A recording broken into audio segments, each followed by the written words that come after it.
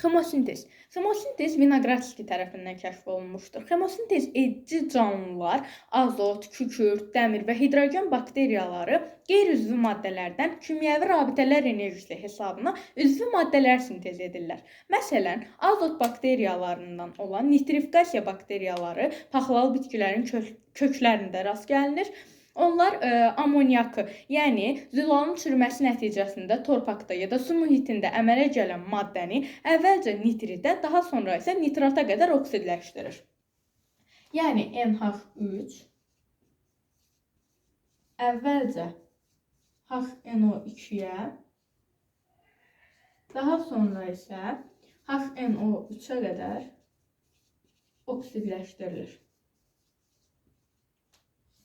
Dəmir bakteriyaları isə dəmirin 2 valentli birləşmələrindən onu dəmirin 3 valentli birləşmələrinə qədər oksidləşdirir.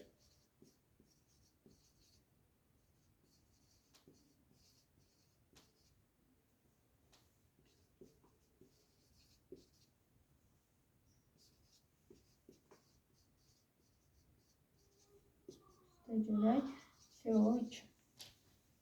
Kükürt bakteriyaları isə hidrogen sulfiddən sərbəst kükürt alınana qədər onu oksidləşdirilir. Daha sonra mühitdə hidrogen sulfid çatışmadıqda sərbəst kükürt sulfat turşusuna qədər oksidləşdirilir.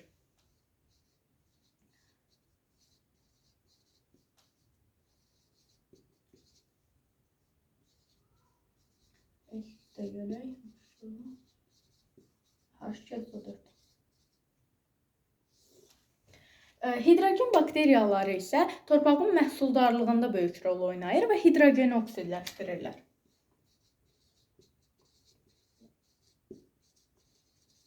Və bütün bu xemosintez reaksiyaları eksotermik reaksiyalardır. Yəni Q müsbətdir, sıfırdan böyükdür. Enerjinin ayrılması ilə gedən reaksiyalardır. Və ayrılan bu enerji üzvü maddələrin sintez olunmasına sərf olunur.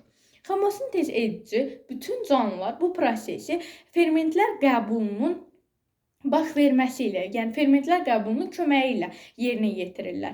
Canlı orqanizmlər hansılar ki, qeyri-üzvü maddələrdən üzvü maddələr sintez eləyirlər, bunlar produsentlər adlandırılır və bu qidalanma növü avtotrof qidalanma adlandırılır. Xemosintez edici bütün canlılar da qeyri-üzvü maddələrdən üzvü maddələr sintez etdiklərinə görə produsentlər hesab olunur və bu qidalanma növü də, yəni avtotrof qidalanma növlərindən biri də xemosintezdir. Biolüminesensiya isə canlı orqanizmlərin özlərindən işıq saça bilmə qabiliyyətidir.